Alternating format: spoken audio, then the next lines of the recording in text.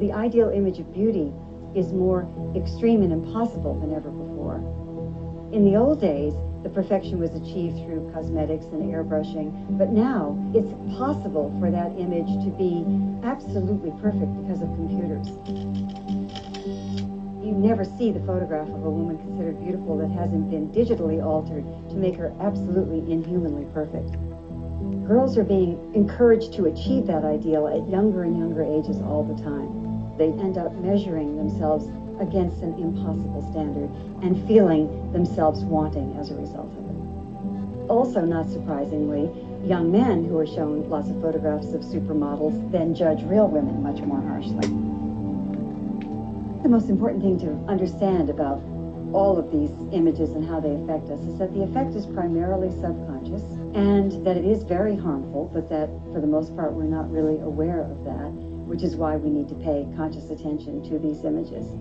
The average child develops over 18 to 24 years, and full brain development doesn't really occur until you're into your early 20s. So the idea that kids at 8 or 10 or 15 have the same level of intellectual and emotional maturity as an adult is nuts. They have different interpretive abilities, they have different emotional abilities, and they're a much more vulnerable class in society. I worry about, how much pressure my daughters feel in a society that features anorexic actresses and models and television stars. We get conditioned to think this is what women should look like. So even people of average weight and size have body dysmorphic disorder.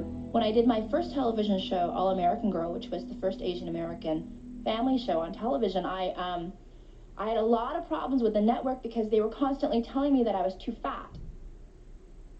I became very anorexic, trying to somehow keep this job that I really wanted to keep. And, they ended up canceling the television show, and they replaced it with Drew Carey because he's so thin.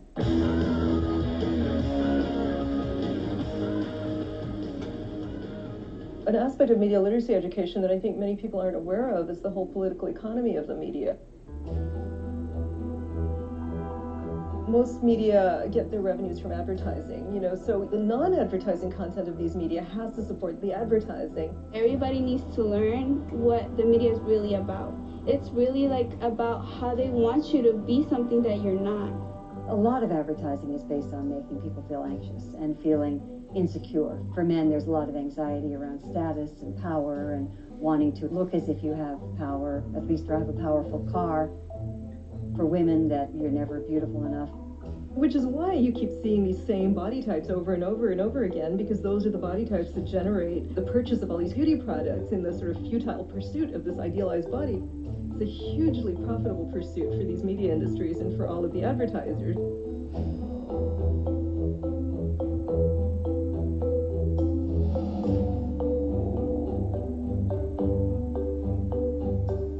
American women end up spending much more money on beauty and the pursuit of these ideals and these myths than on their own education, which in fact would benefit them more in the long run. And so, under this rhetoric of empowerment, it's completely disempowering women.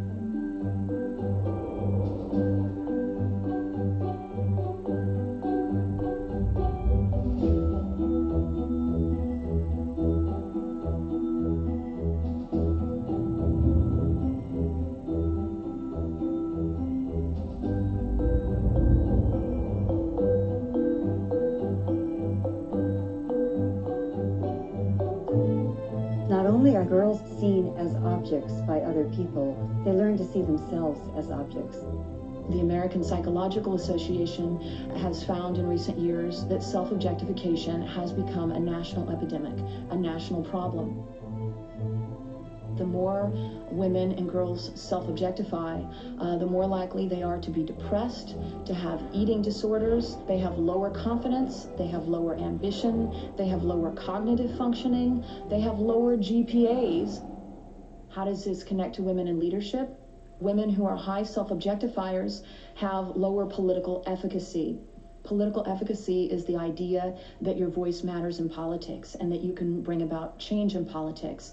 So if we have a whole generation of young people being raised where women's objectification is just par for the course. It's normal. It's okay. We have a whole generation of women who are less likely to run for office and less likely to vote. This is dangerous business. If the media is sending girls the message that their value lies in their bodies, this can only leave them feeling disempowered and distract them from making a difference and becoming leaders.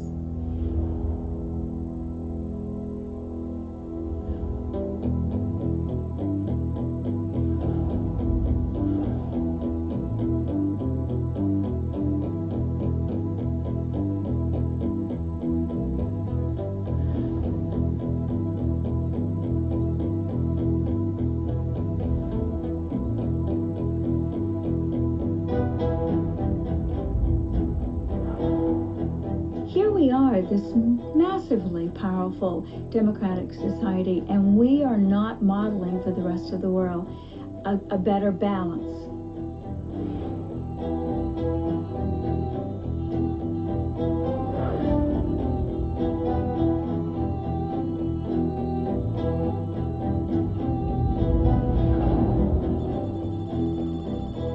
If people knew that Cuba, China, Iraq, and Afghanistan have more women in government than the United States of America, that would get some people upset. No wonder we are in such trouble in this country. We've been choosing our national leadership from 6% of the country.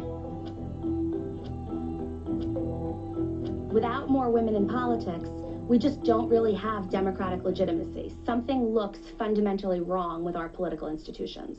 We're shortchanging voices that are urgently needed in public forums from ever getting to the table. Washington is still pretty male, and it was not unusual to go into a room and be the only woman in the room.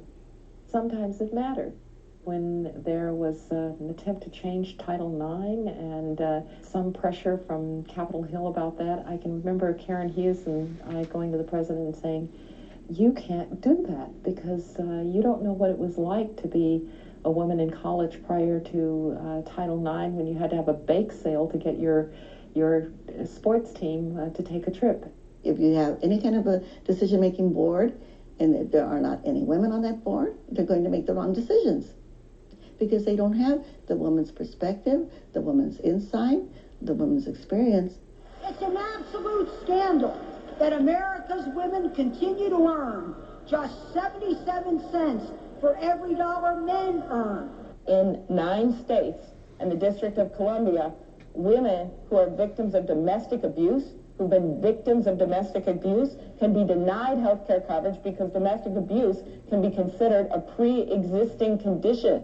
We go to the ladies' room, the Republican women and the Democratic women, and we just roll our eyes at what's being said out there. And the Republican woman said when we were fighting over the health care bill, if we sent the men home, we could get this done.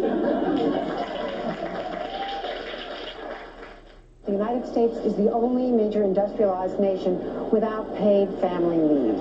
If women didn't speak up on these issues and didn't become front and center and making sure they were on the front burner of the legislative agenda, they simply wouldn't happen. I think if it wasn't us, who would do it? Women have been actually creating the best public policy in America in every state and community of this country. The living wage campaigns, microenterprise, safety, everything that needed different thinking, women have been doing it, so we got to get them in the tables of power. Well, 2 things have to happen when you talk about women moving to the next rung or minorities moving to the next rung. First, you have to have the candidates. You have to have people who are in the pools from which these positions are drawn. But you also have to have a kind of psychological breakthrough. Can an American see a woman or an African American in that position? Now, I think with women, we still have a bit to go. I knew these obstacles still existed for my generation, but I wanted to find out if things were any better for young women seeking leadership positions. So I spent time with an exceptional young woman named Devanshi Patel, who aspires to have a career in public service. Welcome to Bill Hearing. Tonight is the Bill Hearing night for the Central Silicon Valley YMCA Youth and Government Delegation. So the first time I ran for public office was in 4th grade. My parents worked with me. We made all these flyers with all these cute little slogans, and we campaigned all over the school. And I was actually the runner-up by a handful of votes. I think everyone is born with something that they have to do, and for me, this was it. Every time that I could run for something, I didn't run for anything less. I didn't run for vice president or treasurer. I ran for president. I asked her one day, I think it was in 5th grade, I said, Devanshi, you always want to be a leader, but do you know what a leader is? She says, it's very simple, Mama. They are just servant to people. Leaders are just servants to people. I loved the youth and government program. The best way I can give back is by running for youth governor. How would you solve the California budget crisis, starting with Ms. Patel? I would cut unnecessary spending. Well, when I was running for office, there were a lot of, if not outward shows of sexism, little remarks here and there, like, oh, she speaks well for a woman. She's smart for a woman. There were also a couple instances with some of my friends when they were going to speak in front of a large audience, and the only thing people could focus on was their body, what they looked like, what they were wearing. I thought, we're better than this.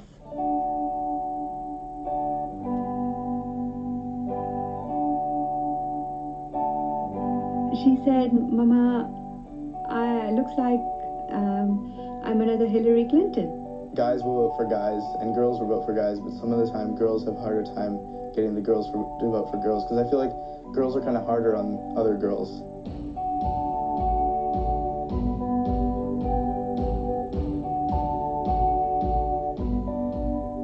Devanshi's story made me think about how early girls face a deep gender bias, and how things have not changed as much as we'd like to think.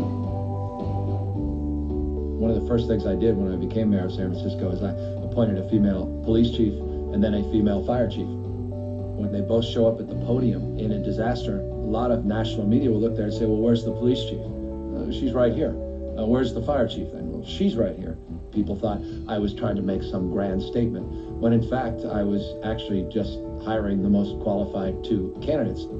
The incredible opposition was coming mostly from women, and those that feel it's too much, too soon, too fast. They never would have questioned that had they been men. Little boys and little girls, when they're 7 years old, an equal number want to be president of the United States when they grow up, about 30%.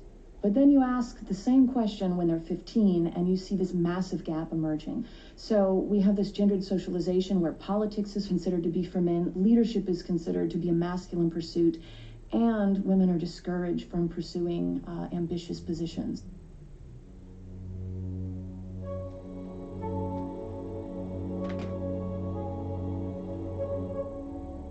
I think what happens is that if you do not have women there, then girls do not see that they can be that. So it's really what you see that inspires your idea of what's possible for you in the world.